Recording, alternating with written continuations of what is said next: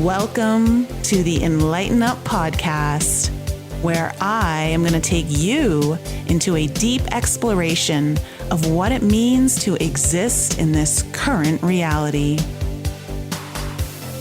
We are going to raise your vibes, open your mind, expand your heart, and dive deep into the wondrous mysteries and possibilities of this lifetime. There's been a spiritual catalyst that has set in motion the awakening process of many across the globe to return to the knowingness of self and unite what has been separated. Together, we're going to bring light into that darkness. We're going to remember the joy of living. But most of all, we're going to turn up the volume of our own eternal power and do the thing we're here to do.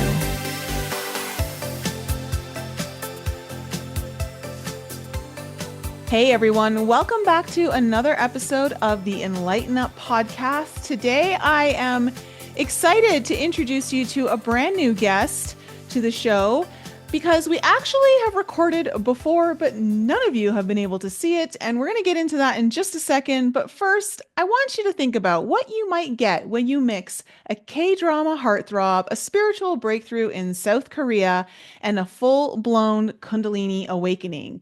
Today, Ken Chana, who went from global fame and billboards to meditating with ascended masters and decoding the physics of God. He is not your typical I found myself in Bali awakening story because his journey involves fame, false accusations, forced confessions, and a spiritual rebirth that turned a total life collapse into a conscious revolution. He's lived both sides of illusion, in the spotlight and in the void, and came back with a manual for what awakening really takes when the universe rips away your entire script. So Ken, welcome back to the show. Once again, we do this, and I'll maybe let you tell the audience why we're doing this for a second time around. Yeah, absolutely. And before I jump into that, I actually lived in Bali for 2 months last year. So I actually found a part of myself in Bali. Well, it's funny you mentioned that because I think it might have been my first actual vision in a meditation, like a physical vision happened while I was getting a water blessing ceremony from some priest over there, right? And so it's funny you mentioned Bali, but yeah, we had connected before. I couldn't really hear a lot of what was happening on your end, and but we still got through it. We still was able to record the podcast, and then it was unusable. The audio was unusable, but this has happened to me 4 times now. This is the fourth time that's happened. Podcasts. I'll do a podcast to talk about my story. Even if it sounds great on both ends, it cuts out, or they go to post production to edit and it doesn't work. And so one of my masters has told me, one of my master mentors has told me, the dark ones are trying to stop this message from getting out, right? And they'll do anything. It's happened in session too. I didn't tell you that as well. I'll be in a Zoom session, which is what I'm going to share with people. It's like, how do you find these people? How do you find these masters that can transfer their energy into you and expand your consciousness? And it'll be right in session, everything's fine, and suddenly it cuts out. And it'll be the moment that I'm merging with God, or my I amness, or my isness, or one time the Holy Spirit was literally descending into me, and it's the most powerful feeling I'd ever had in a meditation. And I'm like, I'm going somewhere with this. I'm being taken somewhere with this. I don't know where it's going, and then it cuts out, right? And so this happens on the path, right? This is a not very often talked about thing, is things from the astral trying to intercept. Has this ever happened to you? Yes. So, Yeah, yes, and it's not always just dark energy trying to silence you from saying, although it that's true. definitely is part of it. Part of it is the frequency gets so high, it interferes with the technology. You know what? That's happened a lot in my Kundalini. Lights will just suddenly turn off, right? Or not radio signals, but there's something else that it'll just mess with the electronics. Your laptop will suddenly start acting up, right? That's true. That's really true. And I think it's also saying like, not saying operating at this level of frequency, and this is what's happening, right? But it is it is definitely a potential as to why that is happening, isn't it? Yeah. Yeah, it really is. And it's something like it forced me at one point, I was doing a lot of lives on my podcast.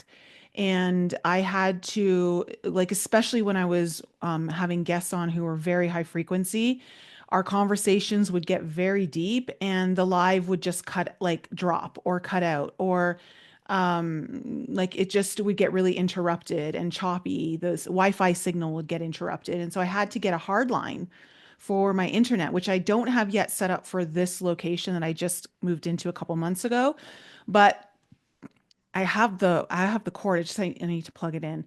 But anyways, it's just something that I've noticed that happens whenever I'm speaking with someone and the conversation starts to go really high frequency, or the messages sometimes are very important.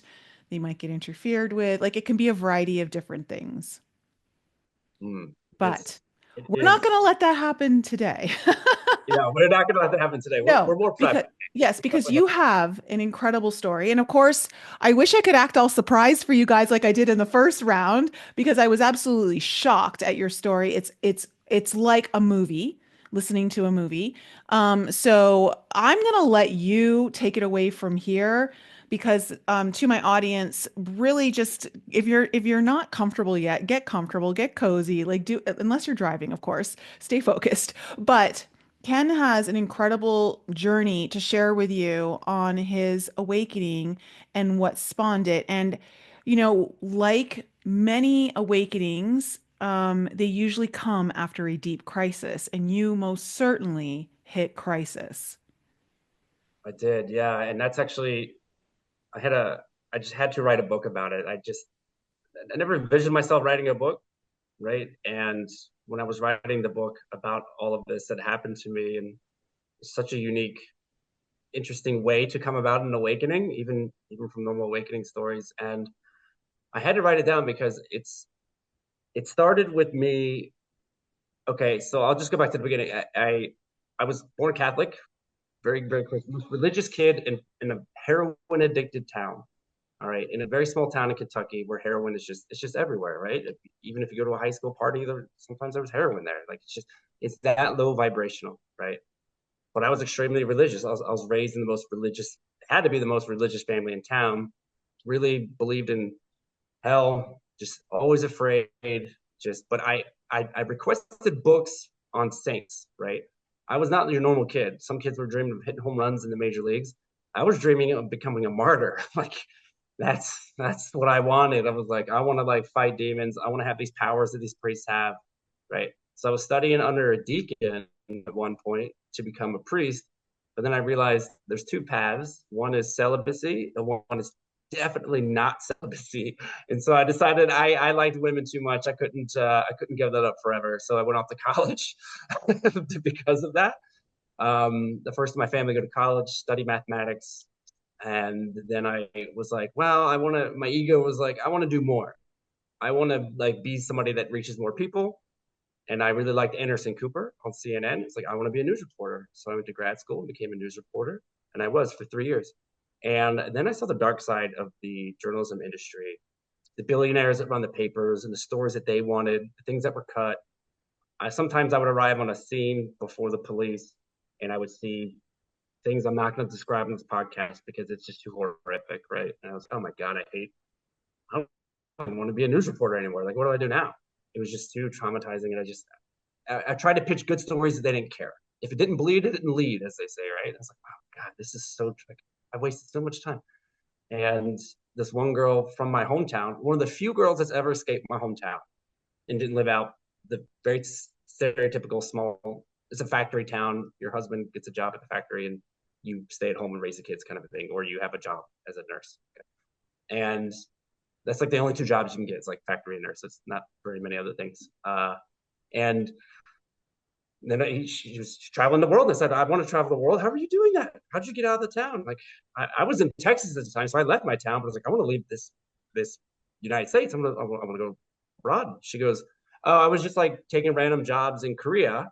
She would teach English. She'd be a random hair model at this place, make $100 an hour or something. And she goes, and now I travel the world. I should take breaks between gigs and I travel the world. Like, I'm going to do that. Quit my job as a news reporter, booked a one-way ticket to South Korea. I started taking random jobs. I would tutor people English, $50 an hour. I went in and substituted at like kindergartens. I taught kindergartners. Like I had 4 degrees, four, triple major in undergrad and then a grad school degree. And I was teaching ABCs to like kindergartners just to make like $75 an hour. Right? It was way more than I made as a news reporter too. And I didn't mind because I could take off whenever I wanted and go travel the world, go back and teach. And sometimes I'd get a job as like a model for just because I'm a white guy. They just wanted a white guy face for this over here because it's a very America drunk nation. They really idolize America and Americans. And so eventually this guy comes up to me at a bar and he says, "Hey, are you an actor?" Like, nope, not an actor. I used to be a news reporter. And he goes, interesting. You're fit. Because back then I was really, really buff, right? I never stopped working out. And he was like, "You're fit and you're tall, and we could use you for a movie cutout." I was like, "I'm in." I sent him some shirtless photos of me. He sent it to the director. Director hired me, and I'm on set of this movie called No Breathing. It was like one of the worst movies of 2012, 2013, I think. It was like just not a great movie, but when I was on set, my ego just exploded out of control. Wow, holy shit, this is oh my god! And I saw the adoration of the main actor. I want that. I want people to adore me. Like, I want to be known by so many people. It was like this drug had been injected into my veins. Like, this is what I want to do for the rest of my life. And I looked at the competition.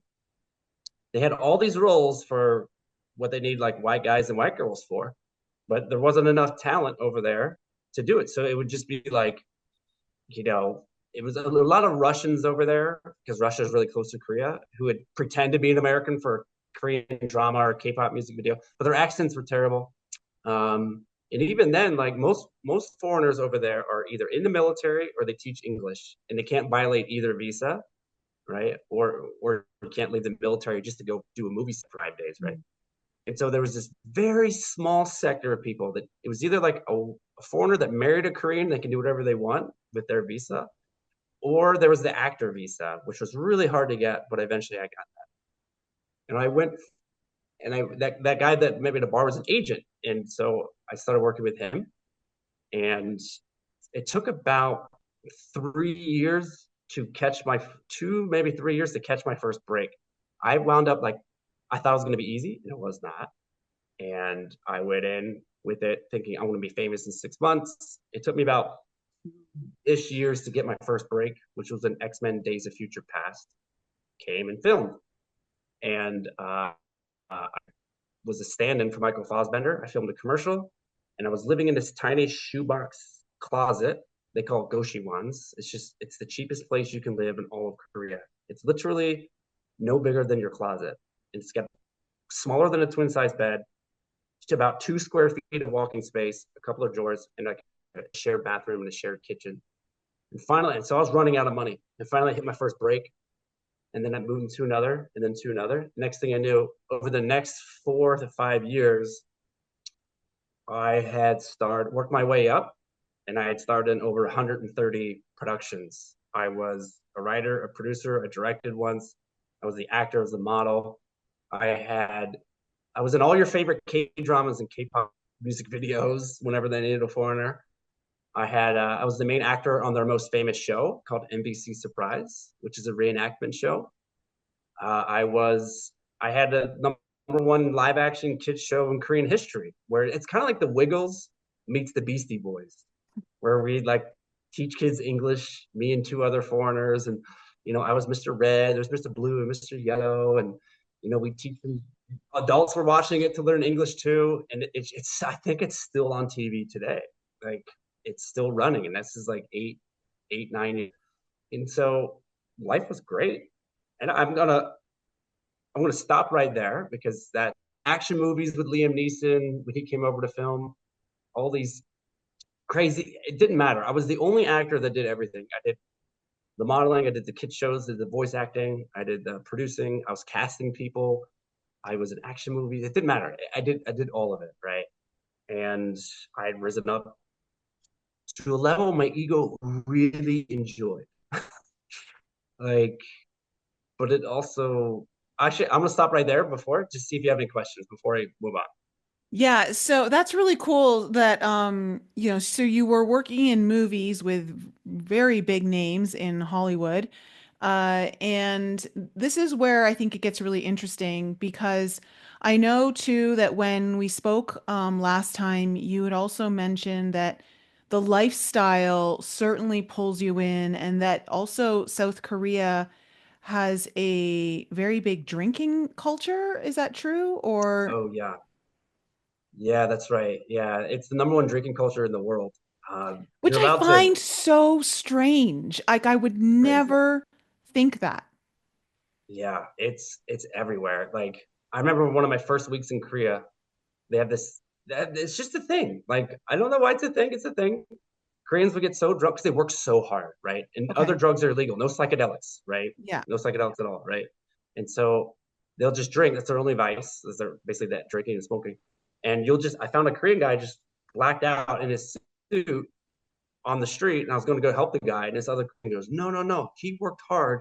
Let him be." Right? It's almost like you're showing how hard you work by getting drunk. Like you have to drink with your boss when he goes out and wants to treat everybody. And it's so cheap too. It's so cheap to drink over there. And so everybody just does it. And I was doing it and I became a full-fledged alcoholic. I was an alcoholic. Like, and that means like I was drinking alone, right? It got to that point, right? I was living this lifestyle of drinking, chasing women, because then I had a full-blown sex addiction. And there's a difference between somebody who has access and doesn't have an addiction. It's just like with women. And then there's an addiction. And mine was a full-blown addiction to where if I didn't get what I wanted, I became furious. I was so angry.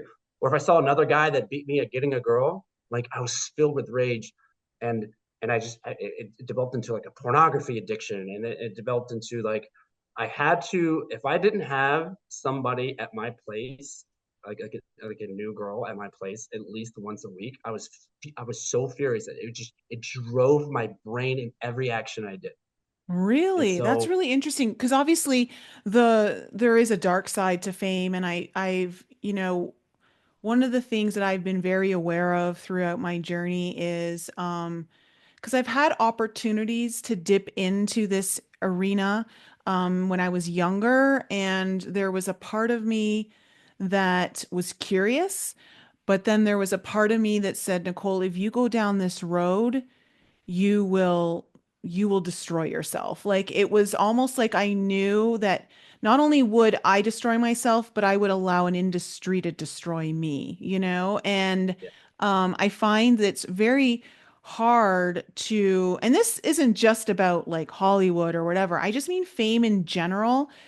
Because, see it with spiritual leaders and teachers who maybe gain a lot of fame very close to their own awakening, where they haven't really integrated a lot of the major wisdom and lessons into their life, and they can still lose their footing, right? Get caught up in, and that's where you see some of these gurus that really shouldn't be gurus and things of that yeah. nature coming up, right? And so it's interesting because it's a very slippery slope. And so you have to really know when to catch yourself. Yeah, you couldn't have said it any better. It's like one of my first mentors taught me. She said, the spiritual ego is way more than the regular ego, right? It's Yeah. it's very true, isn't it? Like, because then you take on the identification of I am a teacher, right? Which, Well, yeah, you can bury it under a lot of spiritual bypassing. yeah, absolutely. And Mhm. listen, I was a wounded healer. Some of the beginning stages of my journey when I was reaching ascended states of consciousness, I was like, I went through that. I went through that, and I wasn't even like a guru, so I can't even imagine if I was a guru with all these followers. It's just, yeah, but I I lost it. Eventually, I had gotten to a point where I lost any sense of like, what was it great? Yeah, it was great. It was great. Listen, I'm not going to say I wasn't happy. Is it as fulfilling as where I'm at now? Not even close. Yeah. Was I was generally pretty happy, honestly. Like I still have mental health issues, right? And I still get depressed and things, but like honestly, like I wasn't that it wasn't that bad. I mean, I kind of liked it, but then it all came crashing down. I was in 2017, starring Jennifer Eel. She's like a C-list actress in Hollywood. She's been in Mission Impossible 3. She's like a character actress. She was in Pride and Prejudice. They flew her over to be the head of the CIA, and I was her right-hand man. And the scene was I blocked the door because Interpol's coming in to intercept our operation. And I got to block the door while we try to wind up the mission and delete files. And my agent, they go cut, and my agent comes over to me and he says, "Hey man, the police are here." I was like, "Yeah, I know. I got to block the door." And he goes, "No, no, no." That's what I thought he was talking about.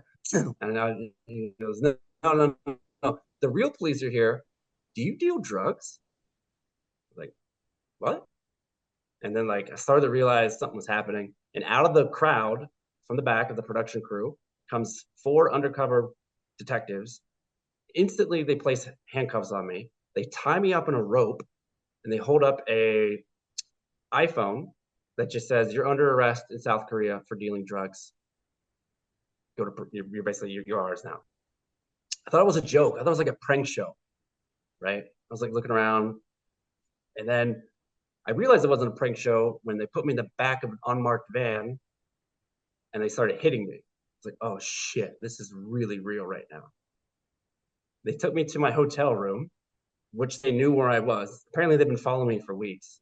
Okay, They so yeah, knew. let's pause there for a second because I think you missed a vital piece of the story here that the audience needs to understand.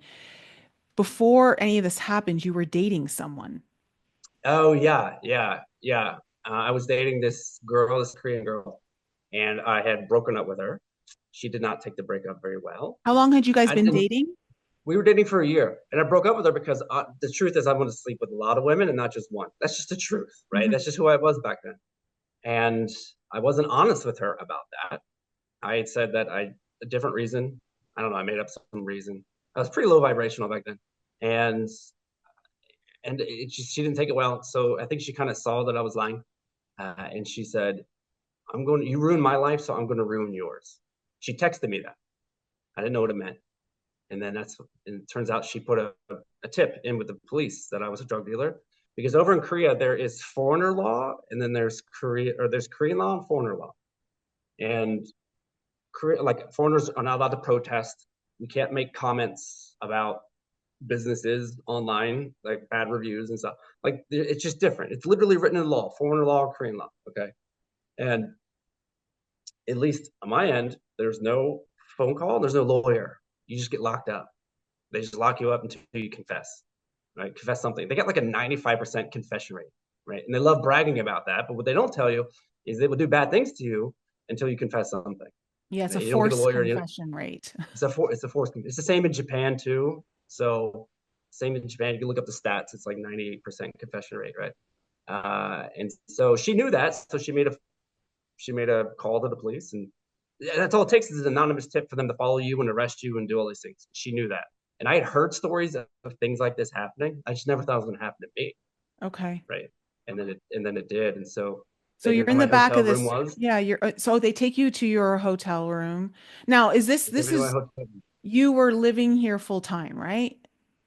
Yeah, yeah, I was in South Korea full time. Yeah, And and so like this was was it a pretty swanky hotel room? Like, no, I mean it was just your average. It was kind of like a Motel 6 kind of a place. oh, It was okay. actually it was a love what they call love motels. Okay. I think you already know what those are, right? And so it was a motel, and so it was just close to where we were filming, which was Got near you. the North Korean near the North Korean Okay, so this military wasn't base. like your home. This was where you were staying to film on set. Yeah, Got you. to film on set. Yeah, and I had somebody that was like I asked them to because I was supposed to be there for 2 days, and I asked somebody to go check on my dog back at my place just one night. Just go check my dog for one night, and then you can help feed the dog. And so they raided my hotel room. They found nothing. They got angry. They started hitting me more. Back into the van. They knew where I lived. They drove right to my place. They knew my PIN code to get into my place. I had this like wraparound deck baller place, right in the #1 party district. Right across the street was like the top bars. And they put in my code. They started raiding my place, just like the movies. They tear up the couch, pictures off the wall. They dump all the food out of all the containers looking for drugs. They're yelling at me more and yelling at me more. And the translator shows up. I spoke some Korean, but like I was pretending like I don't know any Korean, so I could like listen to what they were saying secretly. And I was just being silent because in America you're just silent. You don't talk to the police, right? That's what you just don't do that. I want a lawyer. I want a lawyer, right? So I was just quiet. The translator shows up and she says, "Listen, just give them something, and this can all go away." It's like, "Oh yeah, you're an unbiased translator, right?" They don't find any, they don't find any drugs, and then they look at my dog and they basically say, "If you don't tell us where the drugs are, your dog's gonna die." Essentially, we're going to keep you in jail and your dog's going to die because no one's here to take care of your dog, right? And we'll keep you as long as we want. It's like, oh shit. So it's like, oh, what do I do? They took me to jail. They put me in a solitary cell, cold food. The shower they opened a window. So it was freezing cold during that time of year. It was freezing cold. I didn't have a blanket. I just had a small little pillow, and it was cold, a tiny stream of cold water that came out of a tiny pipe. That was my shower. And anytime I'd try to fall asleep, they'd like bang on the bars that wake me up. Like they were trying to break me, Yeah. right, into confessing. And it was working. I was really breaking. And eventually the US Embassy came. That's the only right that I had. And they show up and I'm like, thank God the embassy's here. It's three girls from the embassy, Korean girls. And they hand me a pamphlet. The pamphlet said what to do when arrested in South Korea. And on the pamphlet, it was only like 4 pages. It just said basically they can keep you in here for up to a year, but if you confess something, they might be able to let you go, and then you'll have a court date later, et cetera, et cetera. I was like, ah, shit, this is coming from the embassy. Oh God, all right. So I just went to the police. Said, all right, I got something to tell you. I took a THC gummy at a festival. That's what I told them. Right, and they were so angry at me. You lied to us. You lied. And then it kept me in another day, and then they let me out. But they took my phone and they made me put in my password, and they went through all my messages to see if I was contacting anybody, right? They made me give 5 names of people that were also drug dealers or that I dealt to. I had to give that. That was a requirement for letting me go. And so I just made up 5 names of people that I knew that lived in Korea, but had moved out and were never ever going to come back. So I gave them 5 random names of people, Okay. right? So it would check out. And then I had to wait for 4 months to figure out if I was going to go to. They put a ban on my passport, so I couldn't flee the country, which I did. I tried to flee the country, and I couldn't do it. And 4 months later, after 4 anxiety-ridden months, I got a letter that said, "You're innocent. Charges dropped, but basically, get the hell out of the country. Just leave." Okay, I don't want to be in this country anymore. My career was dead. There's no comeback stories over in Korea, right? Once there's a scandal, it's all over. There's no Yeah, like like it's a done deal. it's it. It's over. Right. And word had already spread about me. I was done. I didn't work for 4 months after working a lot. And then I came back to America and I tried to use my card that pulled out all my money that I had in my Korean bank account. And it wouldn't work. It didn't work. They had frozen my assets because I didn't want to travel on a plane with all this money because that's what a drug dealer would do, right? Like all this cash on you, right? And so and it didn't work. And then I got a message from somebody saying he was my lawyer assigned to my case. He goes, "Hey, I'm your lawyer.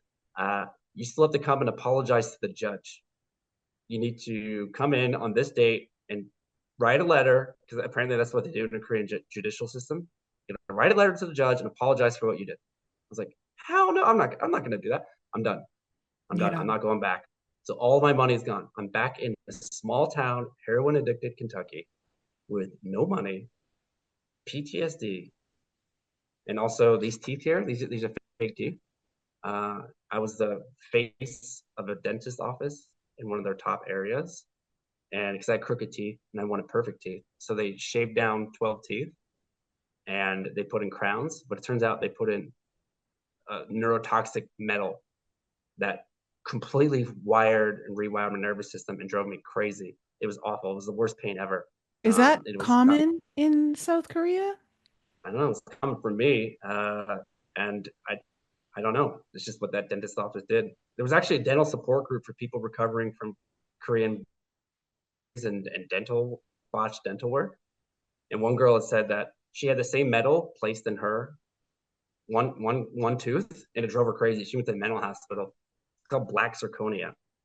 And I had 4 times that amount on one tooth times 12 teeth. So whatever drove Oh, that girl crazy, I had 48 times that amount in my mouth. oh my God. So I went So to what the was emergency. happening then when you got home? Like, what were you I was experiencing? I was I was in a closet in my childhood bedroom. It's a small house, and I had snot coming down out of my nose, and I was like barking. And I literally went. I had to go to the mental hospital. I tried to kill myself. Right, that's how bad it was. Like I had a suicide attempt, and it was so extreme. I mean, it would have been bad enough if I just would have lost my career and all my money. To have that on top of it, plus in a horrible town that I spent my whole life escaping. Plus, I can't go on.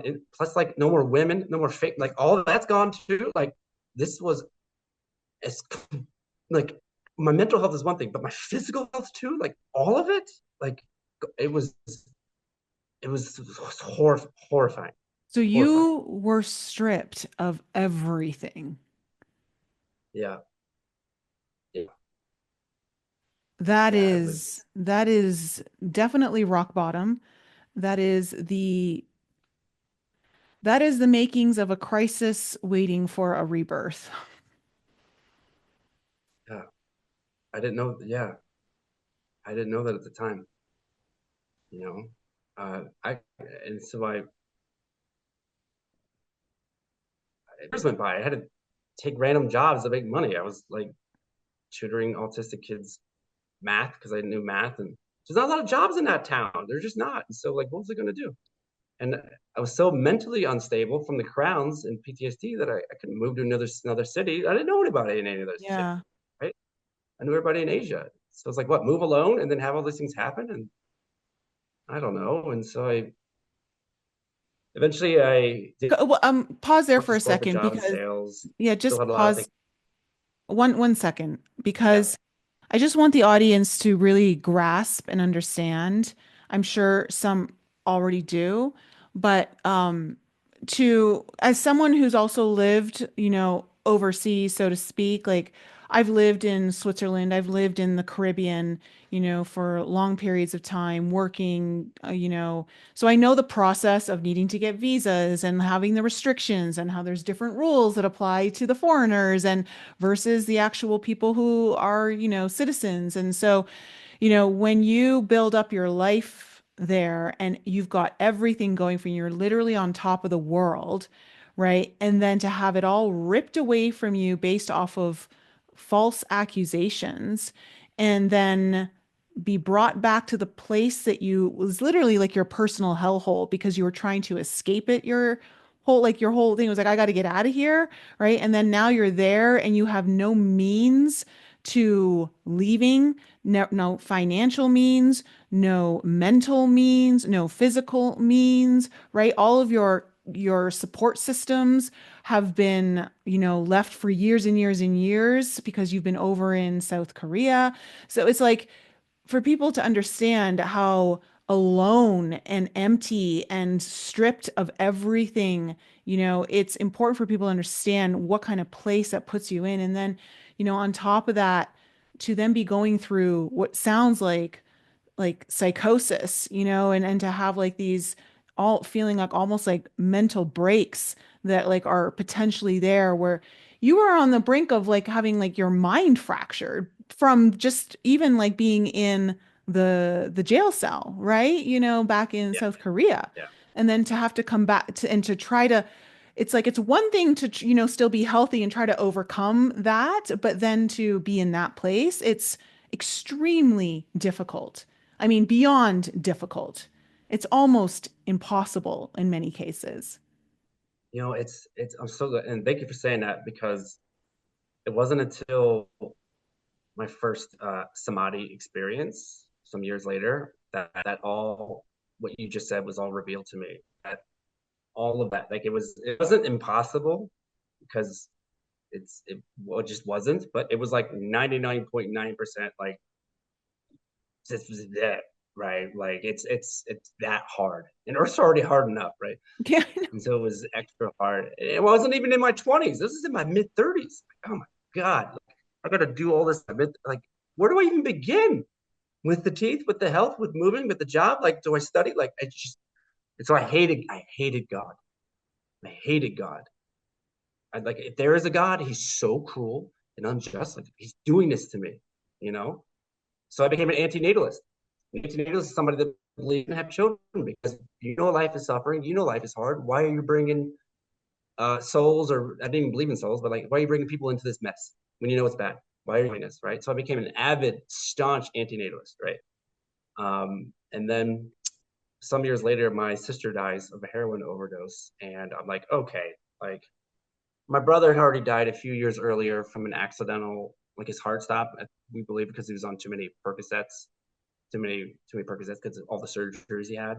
He wasn't like an addict, but he definitely, it didn't help, right? So I'm like, I lost two siblings to opiates. Like, I'm still a mess. Oh my God.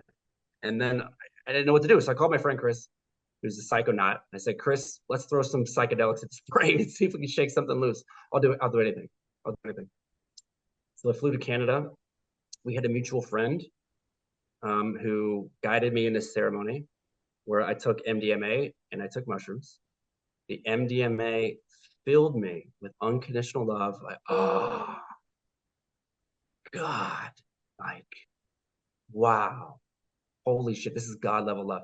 And then the mushrooms showed me mushrooms, that, as you know, right? Like, that consciousness shift that happens. And it showed me, and it took me to the spirit world. And I saw billions of souls as white lights waiting to incarnate on Earth. They're like waiting. They're like eager. They're like, oh my God. I saw how Earth is the place for soul expansion. It's the place for soul expansion, right? And all these souls are eager to come down. And I was a soul living out in a human experience, right? I was, oh my God, that's like a spiritual check-in. Like, that's what's been going on. And then I met my sister spirit. And up there, she was like envied by all these souls waiting to incarnate. They were like, she went through addiction.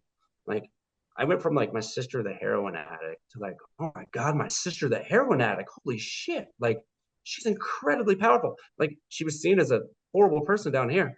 But up there, they're like, man, she really battled. Like, you guys really got it rough down there. You guys are like the Navy SEALs of souls down there.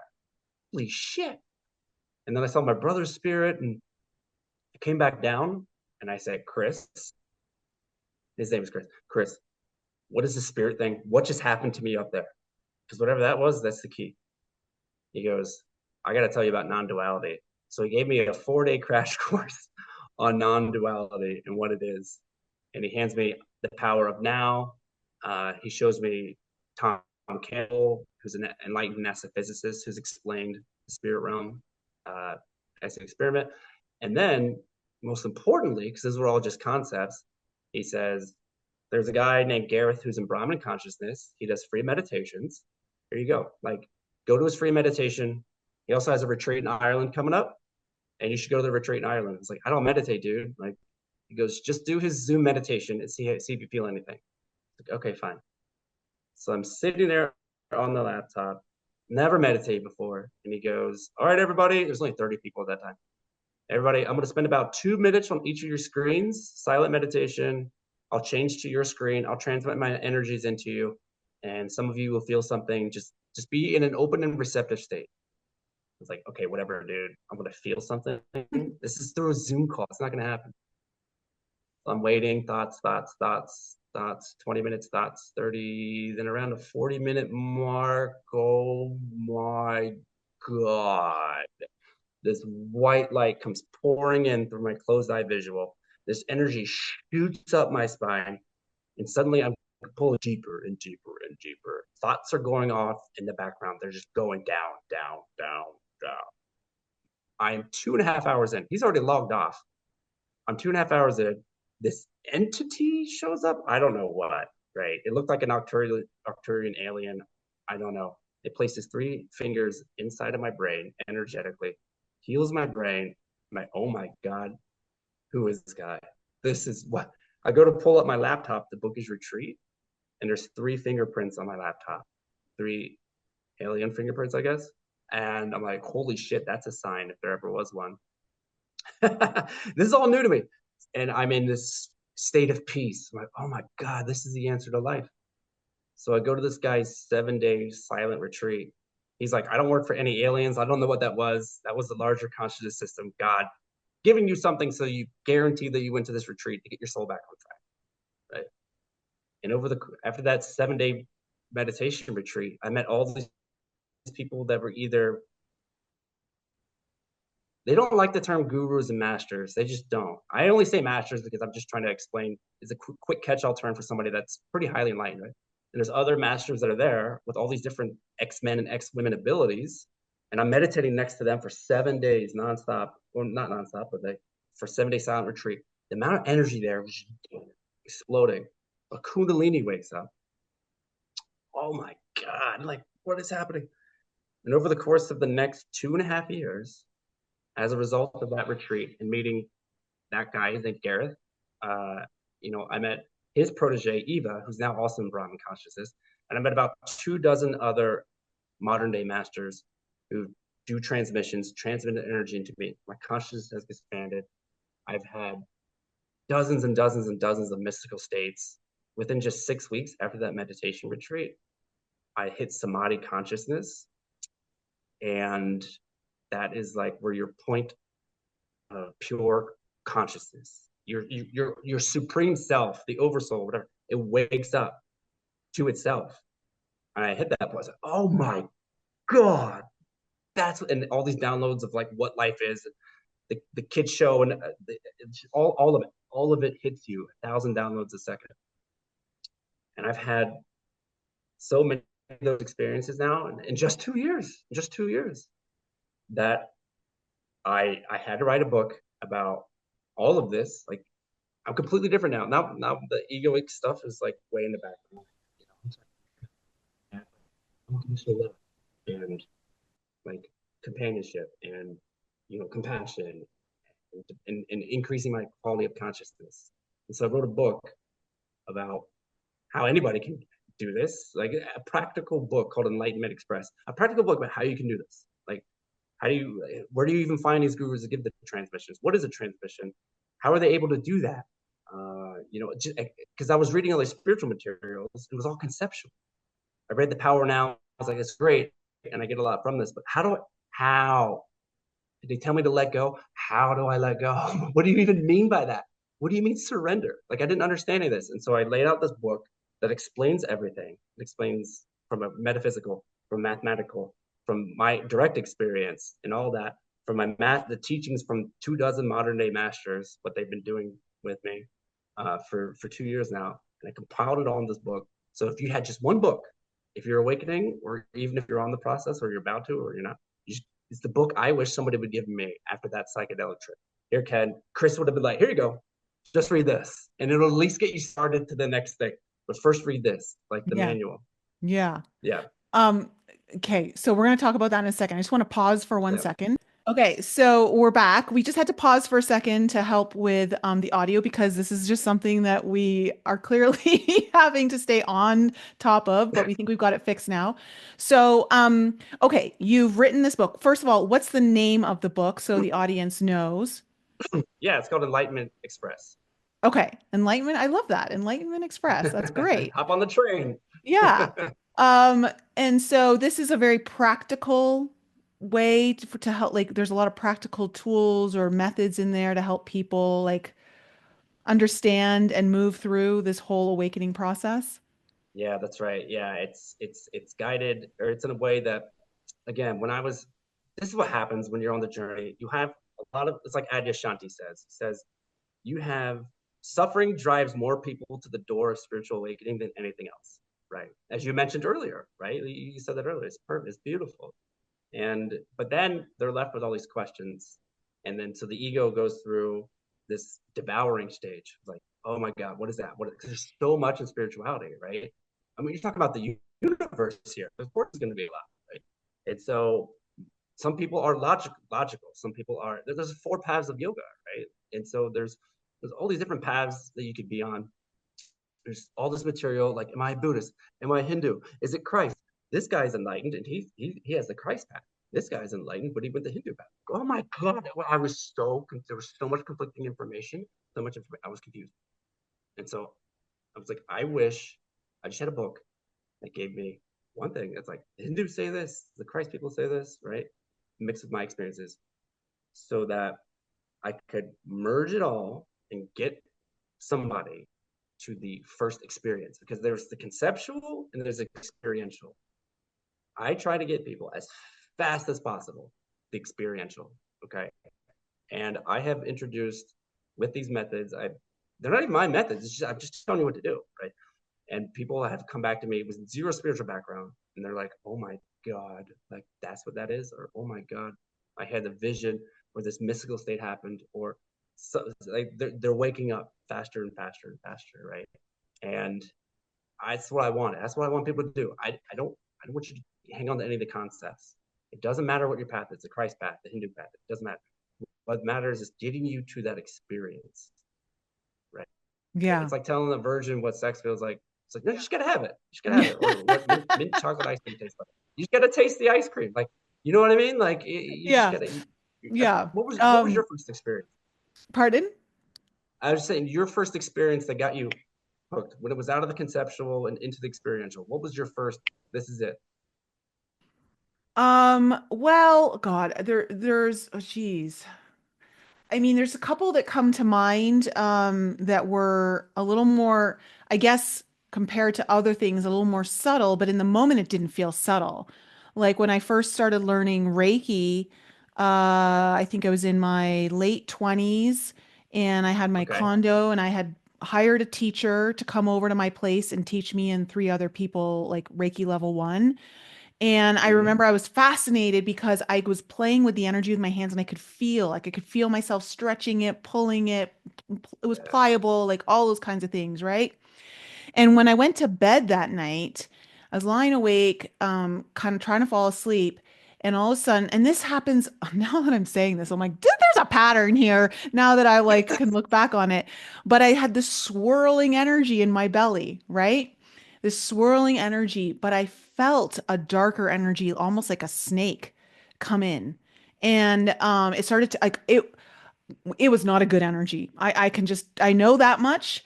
I don't know exactly what it was, but it was as I was trying to allow this activation to happen, this energy started coming in stronger. And so I literally like a child pulled the covers over my head and I just like just shut everything down, just shut everything down. And then the thing went away. And Mm. so for me, that was like, okay, something's going on, right? And I had been meditating for 10 years prior to this already. Well, you're Um, meditating when you're a teenager? yeah, when I was 17, I started Oh, meditating. wow.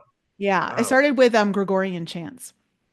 Oh, very cool. Yeah, it was yeah. So but I've had several like oh my God, experiences since then.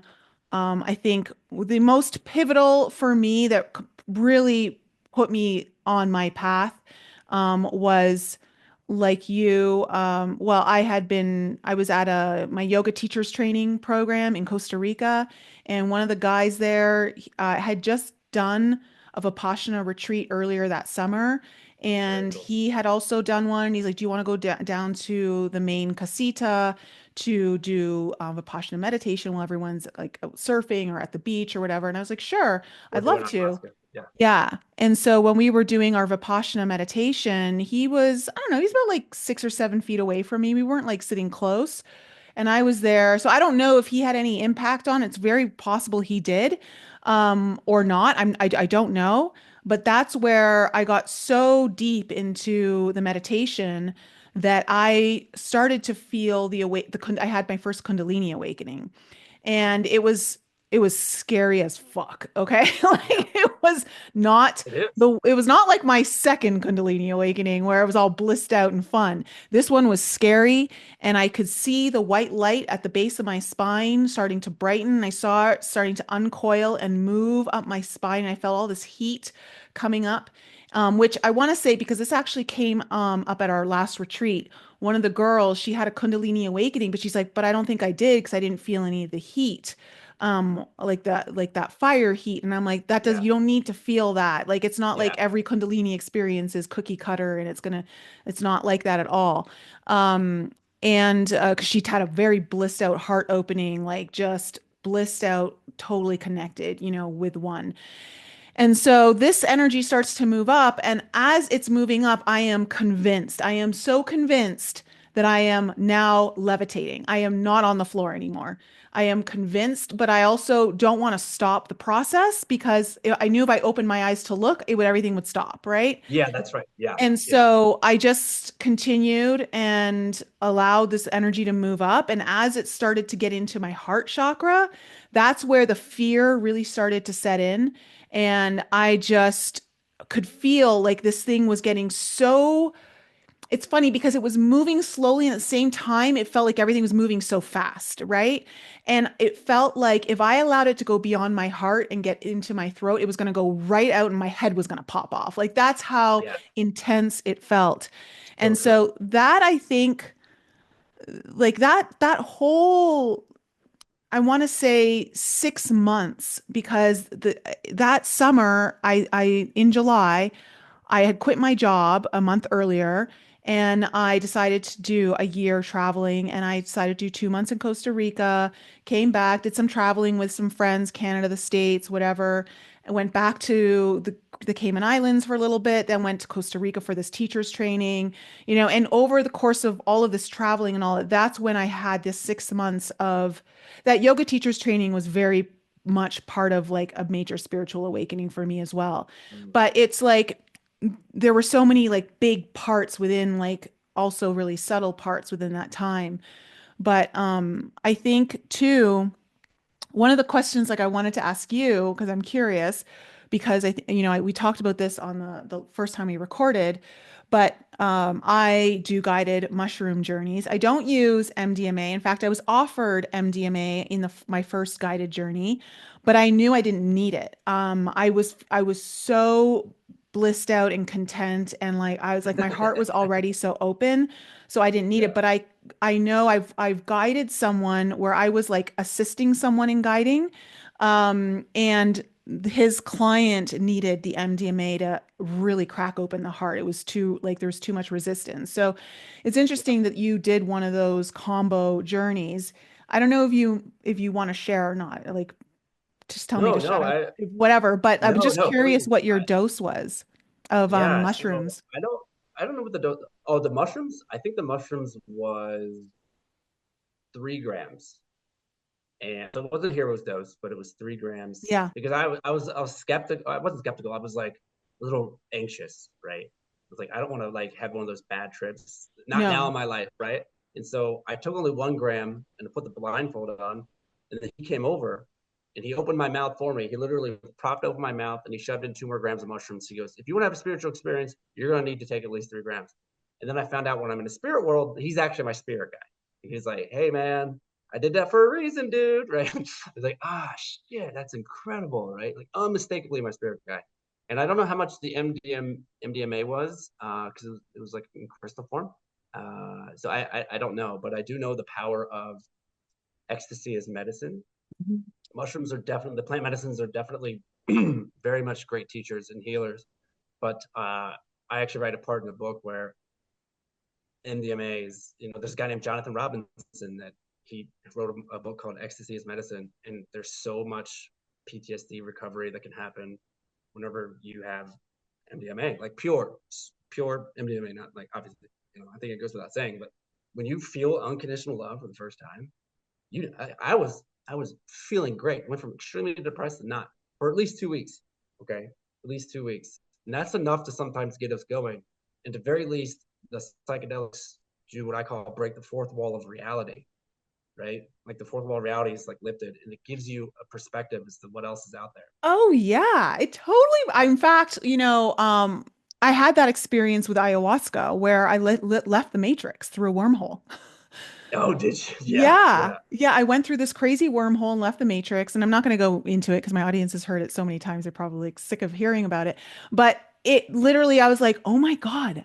I remember saying it, and I think I said it out loud in my journey, but I was also whispering because there was like I knew I couldn't like interrupt other people's journeys around me because it was a Yeah. full ceremony of like 30 people.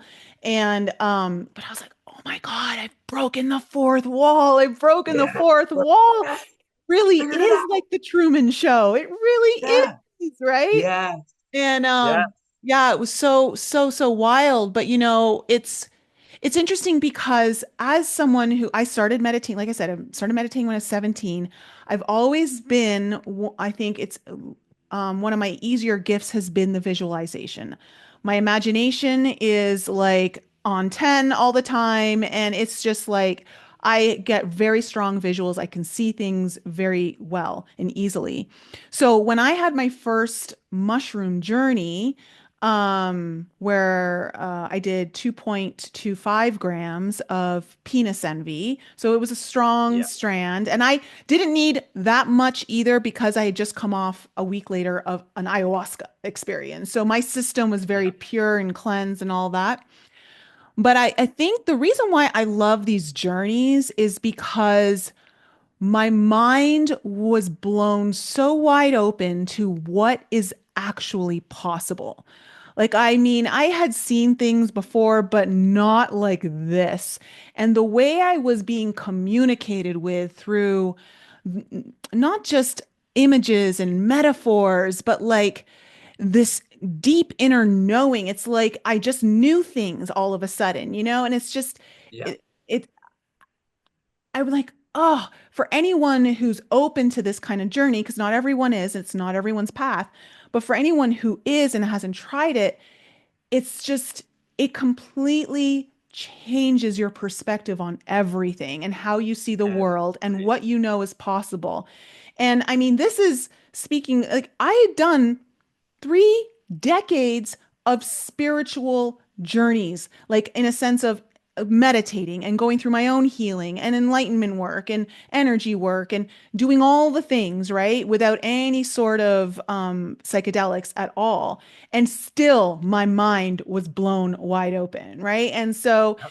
it's just, I don't know, like even at my last retreat, all three of the women who were there had like the two were returning and said by far it superseded all their other journeys that they had done before. And the new guest also had incredible breakthroughs. We were talking afterwards.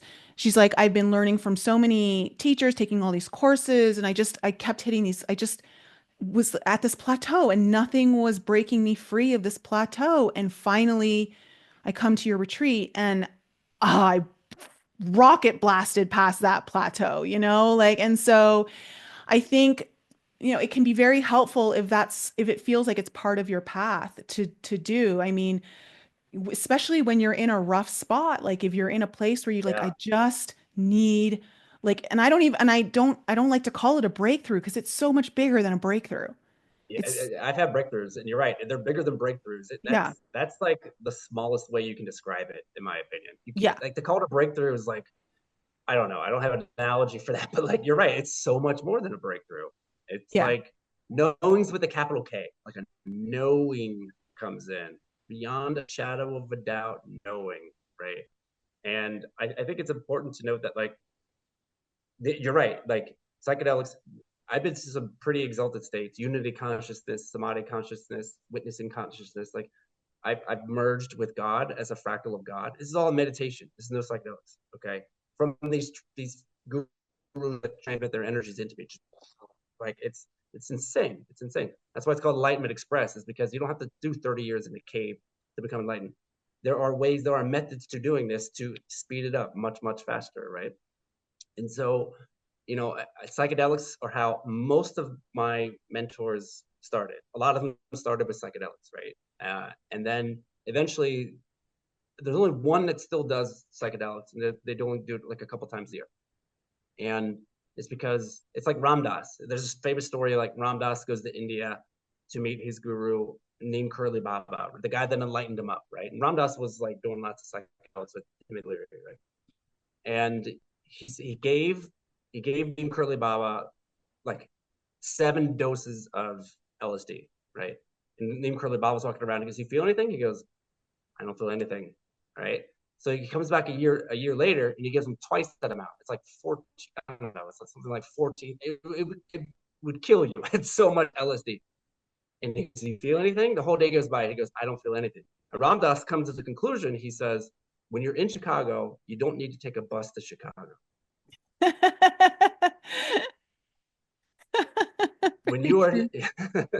right, when you're at that state, Yeah. there's nothing else that can right." And so this is what my mentors teach me over and over again is like they're in these exalted states that like some psychedelics would do something to them and some of them it wouldn't do anything, right? And so they say the best guru is the one within. Hmm. It's the one that's within you, right? And eventually they all say we want to get you to the point where you don't quote unquote need us anymore. And that's where I want to be. Am I there yet? No, I'm not there yet, right? But I've been training under some of these incredible people that have these both psychedelic ways of doing it and non-psychedelic ways of doing it. That's why I offer it in the book. It's like psychedelics are great to get you a cheat code. It's like a cheat code, isn't it? It's like, hey, here it is. You don't have to spend 10 years to get to this point. It's like, here you go. Here's your breaking the Yeah. fourth wall of reality. Well, it's also Now let's I get you back so yeah, you can build upon it's one of those things though with plant medicine that because I would be remiss if I did not say this, that you have to be responsible for your own levels of consciousness. And if you're not ready to face the stuff that you need to face, that you will be shown it in the plant medicine journey, right? Like, I mean, yes, you were able to see a lot of the love and the bliss, whatever, but you had truly been through some very, very dark things already. You had confronted like a lot of shit. Um, Sometimes people look at it as a way to bypass the darkness, and it's not. Like, you don't get to choose what you see and what you don't see. You have to be willing to face whatever comes your way. And that's part of the way the medicine works, and trust that it's going to show you what you need to be shown or work with you in a way that you need to be worked with. And if you're not approaching it with the right level of consciousness, you could have a very bad trip if you don't have the right person guiding you, teaching you, if you're trying to just DIY it and you've never done it yourself, like I highly do not suggest that at all. Like it's something that I believe it's a sacred medicine. I really do. And I do know that there are people out there who are abusing it, who are speaking of it like it's medicine, but still abusing it. Um, and I just think it's important that it doesn't become your crutch. I think it can be used in a certain amount of times just to help you kind of get through something. But then, like for me, I'm like, well, it got to a point where I was doing maybe one a month or one every 2 months or something like that nature. And then I just started tapering off. And, like this year, I've only done two. And it's just because I don't feel called to it. Like it just doesn't it's not something that it feels like. I'd rather just go inward and meditate. I'd rather just be with my own internal you. self, and work that way. But sometimes it does speak to me and I'm like, okay. But I think it's important for people to understand that it's it's not the one fix pill, right? It's not like you're one and That's right. done, and it's not like that. And if you go in with those expectations, you'll be sorely disappointed. I think if you go in with any expectations, right? I'm pretty sure when you go into any ceremony, you're like all expectations out the door. I don't know how this one's going to go, right? Yeah. Yeah. Yeah. You ever wonder why? Why does the mushrooms, why does the ayahuasca, like, why does it do that? What do you mean? Like, why does it do Right? what? Why? And so, yeah, why is there even these things that do that to our brains here, right? Why does this even exist? Why is that part of the formula of the human experience, right? And so Oh, I looked into that, okay, so this is what I'm and being told. So this is I'm actually getting an answer for this right now. oh, Um, okay, so you know how it's funny the way they're showing me? They said, "Oh, well, this because I know that ayahuasca is like a galactic gift to Earth and for humans, and the mushrooms is an earthly gift to humans. Like it's from the Earth, like this planet, yes, and ayahuasca is galactic in nature. It's not Earth in nature, even though it grows here, but it's like, yeah. So the reason why it exists here, though, we're going to take us back to like this idea of, are we in a video game? And I don't necessarily subscribe to the whole we're in a simulation kind of thing. I don't know for sure. I can't say I know for sure, but it doesn't feel right to me. But there are certain aspects of it that I do feel are really helpful in us understanding what we're kind of going through, because we are like avatars, right? In a way. And so um they're showing me that the ayahuasca and the mushrooms and other like peyote or whatever, iboga, like whatever you're gonna talk about, that these things are almost like, when you're in a video game and like you get like this fuel that's gonna like give you power you up and you can go to like Yeah, crazy that's levels. exact.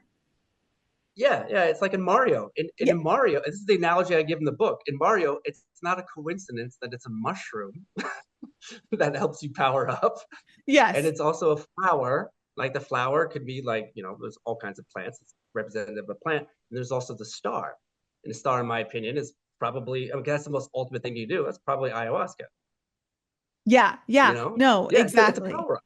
Yeah, exactly. And so it's kind of like, it is kind of like a cheat code, but not a cheat code that it's kind of like you need to play the game in order to like learn that where they lie, and like where you can find them, and kind of thing. And I think it's also like part of it's like your spiritual journey is like when you get to certain levels, or you get to a certain point in your life where maybe that starts to be the thing that calls you. It's because there's something within there that's going to help activate you to another level, that's going to like help you get further along, like, or maybe beyond the big monster at the end of that particular level of the game, right? So it's something of like that nature, in a way. So like that's kind of how I'm being shown it right now.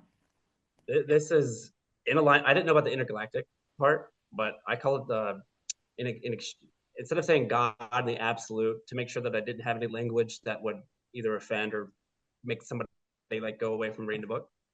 It's called a larger consciousness system, and I borrowed that from Tom Campbell, who's an enlightened NASA physicist who tested the spirit world with Dr. Robert Monroe, and he laid Hmm. it out in the book called My Big Toe. He calls it the LCS, the larger consciousness system, and I really like that. That's what I call it throughout the book. And I said that the LCS, because this is like a perfectly kind of hard place, right? It's perfectly hard. It's not impossibly hard. Impossibly hard is like we're getting stabbed left and right. We're like, there's nothing for the soul to learn if it's impossibly hard. If it's too easy, there's not a lot of growth, right? And so it's this perfect amount of like, oh my God, there's genocide and homicide. And people steal from you and they do these bad things. They're just diseases that nature will kill you. And then over here, like, oh, but there's also a lot of love, and there's also this, and the spiritual journey will give you feedback and breadcrumbs if you're on it, right? The LCS plants these power ups to remind us of who we are. Otherwise, we just like it's impossibly hard, right? And so it gives us these power ups to remind us of our true nature, right? And so it comes in many forms. It'll come in your meditation. It'll come in plants. It'll come in synthetic drugs, right? There's different ways or it could just come. It could just decide in a dream to blam wake you up, right? And so it's that perfect amount of hard and this is something that I would at least several of my mentors have said. And this is something I do a lot. I did a lot of research in near death experiences as well, and a lot of them have said the same thing, that this is not just a hard place, but it is the hardest place to incarnate, this third density. And one of them said it's one of the look. Does anybody really know? No. Yeah, we don't Nobody really knows. know. Nobody knows 100%. Nobody Hmm. knows 100%. But if you think about it, that's where I go, because it's like, oh God, that does make a lot of sense, right? Like it's the perfect amount of hard. We are the Navy SEALs of souls. This is what I saw in my mushroom experience too. Navy SEALs of souls coming down here, not just for our spiritual evolution, but the evolution of the collective conscious, as well as for these other realms that we are affecting. This is the Yeah. densest and hardest, which affects the expansion of the different densities up above us in fifth and sixth densities as well. And so it's Well, incredible. yeah. And also, so this is really fun. The way that I was, the reason why I've kind of come to this realization is because every time I'm either doing an ayahuasca journey or a mushroom journey, The way I like to kind of go in is because obviously there's a little bit of time before it actually starts to really kick in. You start feeling work with your body. And I like to pay attention to how it actually starts to work with my physical body. And what I've noticed is that it starts to like go into waveform, right? So we know that this reality is particle, right? Like Part, anything, yeah. we've collapsed the wave into a particle. So that's 3D reality here. That's what we're doing. So when you start to do any of these kinds of different psychedelics, what they're doing is they're turning you kind of into waveform again. So you can actually start to manipulate the reality and start to see the reality in different ways that allow you to kind of, it's like the matrix is literally glitching to show you how pliable and malleable everything is, because you have to go back into waveform in order to see what everything is as energy, right? Because once it comes Mm. into physical, it's the particles. So I've noticed that that's something that like being able, and my mushroom journey is like, yeah, whenever you just want to manifest something fast, just go into wavy baby, just be wavy baby. I'm wavy baby. Like that's all I keep Wavy saying. baby. I like that. Yeah, I'm wavy I baby. like that. And like so and I just kind of like move in waves and like do like all this motion with my body and stuff and dance and whatever. And so I think it's really interesting how like it's showing us, because I really do. Whenever I watch anyone on their journeys, they start moving, like their body starts moving in a very rhythmic kind of wavy motion. You know, their hands start doing in wavy motions. And so it's like there's this alignment happening to the higher levels of energy where you're not in physical form anymore and you're starting to interact with those levels that in a way that you now can see, right? Whereas a lot of the times most Mm. of us can't see it. Some of us can, but Right. for the most part, right? So that's kind of how I kind of interpret it. I really like Wavy Baby. That's so interesting. There was a section in my book where I talk about the different forms, like particle and wave, right? And have you heard of the newest form that's coming in about plasma? And yes, yes, yes, Yeah, yeah, it's the field of infinite potential, quantum. It's the quantum, right? yes. So have you experienced that field yet? Okay, I have so not. it's so funny you say that, because at the retreat this last September, I was shown, before we actually got there, I was shown that how to use um the first I saw it as cosmic water, but it Okay. wasn't Yeah, that's water. what it's. Yeah, Yeah. yeah, yeah. And It's so like a then I understood it as plasma, and it had all of these little stars inside the plasma, almost like the galaxy was inside the. Anyways, it was showing me how like when you pull it through your body, you know, how it can upgrade you and start changing things. And so anyways, we worked with that at the retreat. We worked when with was that this retreat? plasma. Pardon? When did you do the retreat? When was the In retreat? September, just like less than a September. month ago. Okay, Yeah. that's interesting because I just learned about this. One of my mentors, Shannon, she said it's just coming in. I'm starting to see it more and more. And this was in August when she told me about that. So it's right around the same time as when you were seeing it too. She calls it Yes. the quantum field of infinite potential. Yeah, it was around late July, early August when I started recognizing it. I think it That's was close to the interesting. So Lions Gate, actually. yeah, yeah, yeah. It was. Yeah, she was telling me about the Lionsgate. It was right around that time. That was when she said it starts to come in. She always like texts me when new things come in. She'll go, "Hey Ken, just so you know, if you're starting to feel X Y Z, this is happening right now." And it's so great. It's so great to speak to somebody like you, because it's conversations with a million different people, and it doesn't land. Or you're called a kook. You're kooky, man. They're like, you're kooky. It's like, what a far cry from who I was, like back in Korea, and like who I was back then. And I can tell you, as somebody that's on both sides of this game, the validation seeking, all of that, right, versus where I'm at now, and the expanded states that I've been in, and my goal now is infinitely more fulfilling than if I would have stayed over in Korea and even gotten what I wanted in Korea, even if I would have became the single most famous person in all of Korea. Like if I could exchange that for where the journey I'm at right now, there's like if knowing back then what I know now, I would have traded all in and started. I wish I would have started this 30 years earlier. But the thing is like that's not part of it. When I was shown in my samadhi experience, it's like you got to get rid of that. That's gone. There's a reason why I was shown the reason why all that happened, unmistakably, without a doubt. It's like this happened, this happened, this is why that was karma, da, da, da, da, all this, right? And it's perfect, and it showed me, and it's perfect, Yeah. and that was like I mind blowing. love how in your first journey you were shown how Earth is where souls come to expand.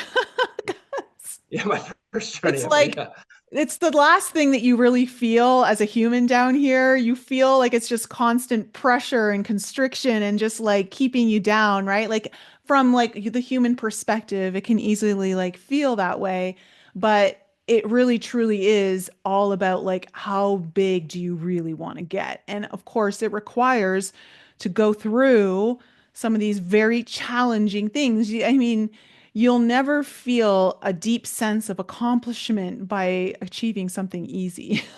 It's just, it's not. it's true. It's like, when you're going through that very difficult period, it's just like, it's so hard to connect to that. It's really hard to connect to that.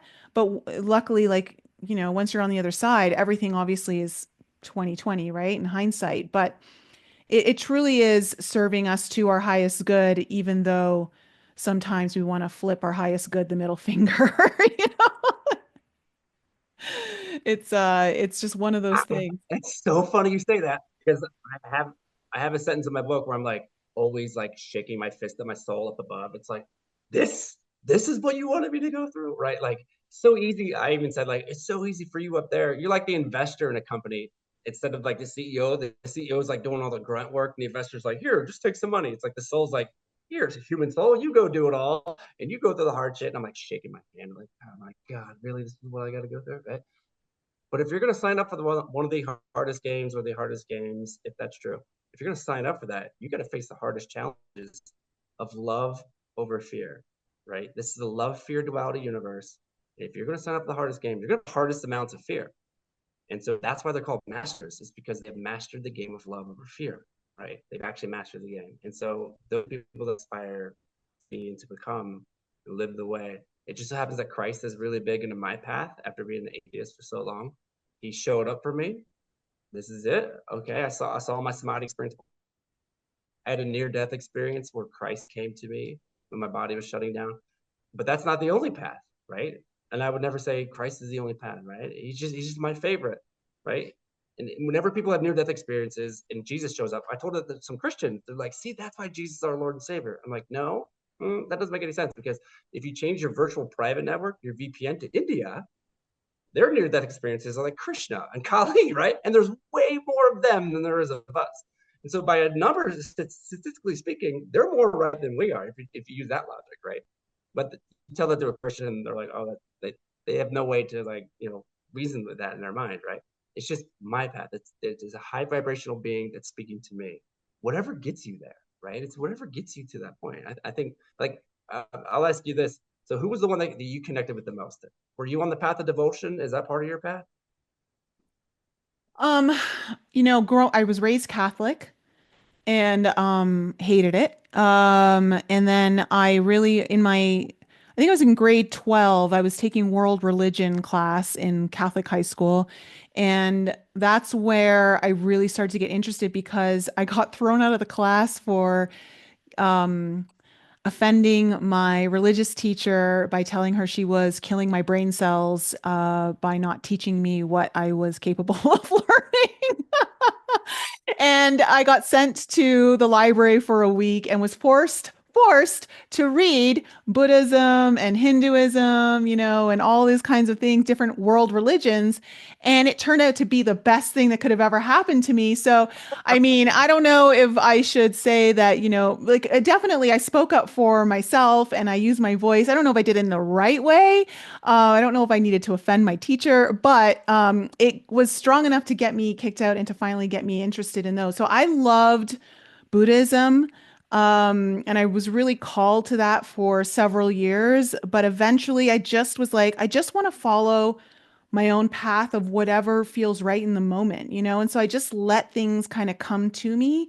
If they f fell across my path and I resonated with them, I was just willing to try it and see. And, you know, I've worked a lot with Mother Mary through a lot of Ah, my own healing, like really deep, more reproductive sexual healing, abuse and things of that nature. So I mean, for me, it's just been a mishmash of things, and I just kind of surrender to whatever's going to cross my path and what it's calling me. that's so great. That Mhm. I cannot think of a healthier perspective to have on that. You're so mature in so many ways. Like I it's don't think really my nice. religious teacher would say that. I know. Little did she know that she was actually doing the best thing that she could have done I for you. know, it's so You funny. know, I know. but that could have been that's like one of the best things that could have ever happened to you, right? That's what got you. Yeah. You got at such a young age. Wow, Yeah. wow, that's incredible. But I really didn't feel my psychic abilities really start to come online or even really start to trust them until my late 30s. So, and I think I've had it. I think I've always been intuitive and I could feel things and things of that nature, but I never identified as someone who was like that, right? I was like, oh, everyone else can probably do so much more than me. Yeah, And finally, once I started doing more of my deep healing and I just felt so called to it, I'm like, you know what? It was one of those things I had to take a chance on myself. I had to risk being embarrassed and risk being wrong. And I'm like, I'm just going to start saying what's coming through and sharing. And, you know, I recently had a medium on my show, and she shared that she came to me for a reading, and she shared that it was the most accurate and profound reading she's ever had before. And she's I mean, to get readings with her is like in like over $1,000, you know? And so I just found that like interesting. But the reason why I say it is I know so many people go through this journey of thinking they don't have what the right skills. There's always someone who's more intuitive and more psychic. And yeah, there will be, but then there's so many people who aren't, right? And yeah, the only right. way to really work that muscle is to start using it in places that are challenging you and challenging your own sense of self-worth. Are you really connected? Are you not? And it's about building trust within yourself. And that's one of the fastest ways that you become more psychic and intuitive is if you start to just build the trust through doing it, even if you don't know why you're seeing what you're seeing or how it's going to make sense to anyone else, you just share. Just share. You just let it be, and you let the chips fall where they may, right? Hmm. And try to step out of the way. Thy will, not my will, right? Hmm. Thy will. Let Yeah. go and let God, as they say, right? Yeah. Like try to stay out of the way as much as you can and trust that this is happening for a reason. Just like we had to trust that the first podcast episode didn't fail for a reason. Maybe there was a message in what we did today that we didn't cover last time that needed to resonate with a certain amount of people this time around, right? Yeah, exactly. That's why, like, I always trust it's always going to work out, you know, like whatever way it is. And I mean, we can throw tantrums and be like, why? Why didn't it do it? You know, but I think, you know, especially too, I feel like there was a lot of more information I think that came out in this one that didn't come out in the last one. Yeah, I think so too. I really Yeah. do. And you know what? I know we tried to keep it within an hour, but man, birds of a feather, man. I tell you, Yeah, birds of a feather. It's always nice. I know. And we got in some really. I mean, I learned a lot from this. Honestly, I'm feeling like slightly blissed out from this. Right? This is Yay. actually this is feeling great. You Good. know, and yeah, I don't want to go on. I know it's really really good. And so I just wanted to thank you again. So we can try to wrap this up too right now, so it doesn't get too long. But I wanted to thank you for the service that you do with your podcast and your energy work. I know it's not easy, especially when you first start something. It's like you don't know what's going to happen, but it seems like you got a really good internal compass for trust, and I think you're doing a great job. And I cannot. If you ever need anything on your journey, please reach out to me. And I think that today, I mean, I'm feeling pretty good right now. Honestly, like this is, I'm a little bit blissed out. I don't know if you were working on me while we were chatting, but if you were, it's like, man, I'm feeling a little bit elated right now. And so I want more people to get this feeling. You're talking about a guy that was like suicidal, right? Like, and for me to even get to a place like this from energy work and like this should be on the front page of every single psych magazine and psych journal, but it's not. And so, I want other people to get there as fast as possible and to feel incredible and great. And so, you don't make a lot of money for the book. It took me a while to write that thing, right? I put the audio book for free on my YouTube channel, which I just finished not long ago. So if you want to just have the audio book for free, it's all there. I just want people to, if you get one thing from it, one thing at all, even if you read the thing, you're like, I didn't really like that part, but that one part, whatever it gets, your story of being forced to read those books, I want that to happen with this book. That one thing that makes you do the thing that does the next thing.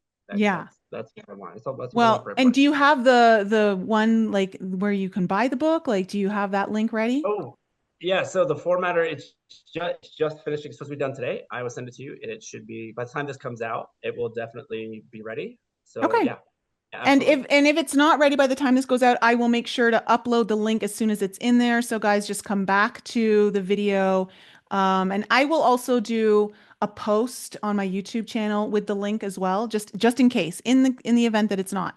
Um, but just so that we make sure people can access that link and support you, because I think it's really important. Listen, there's energy exchange, and some people maybe can't afford it right now, and so you have that option to go to the audiobook for free on YouTube. But for anyone out there who loves to show their appreciation and gratitude for something that may have helped them, then definitely purchase the copy that you can. And also know, like, no one gets rich off books except very well-known authors like J.K. Yeah, Rowling, for yeah, instance, that's right. But Right. I mean, that's Yeah, a it's a very labor of love. rare, yeah, it's very rare. It's more just for sharing your story, getting it out there, and helping others. So it's been a pleasure to have you on. And I will say to my audience, if you want a reading with me, I've just recently opened my 2026 annual Astro-Intuitive reading where I look at the upcoming year for you, how the transits are affecting you personally. I also do intuitive reading into what's going on. So if you kind of want some help, some guidance on how to navigate that, I'll leave the link in the description below because I won't leave that open for very long. I just only do this once a year. And of course, and if you guys are interested in coming to the next retreat, just email me retreat in the subject heading, okay? And let me know if you're interested or if you want to customize a retreat for you and some friends. That's also something that we can do because I love doing that stuff. It's so fun, and it's actually like where I find some of my biggest joy. So you know that when someone's in their biggest joy, that's where you want to be working. So That's it. yeah, other than that, guys, I love you. Thank you, Ken, for being on the show with us. We'll definitely try to maybe have you back on, and wishing you all of the success in your journey going forward. Guys, I love you. Have an incredible week, and we will be back with you next time. Thanks again for joining me for another show on the Enlighten Up podcast. I love you guys so much for all of your continued support. So remember to raise your vibe, find your tribe, and be open to the infinite possibilities held in the mysteries that surround us all. Thanks again for sharing the show with your family and friends. And if you're new to the show and you need to find out more information about me, please head on over to my website, NicoleFrolick.com, where you can join my newsletter. And please follow me on Instagram, Telegram, and YouTube. Keep your light bright, and I'll see you next week.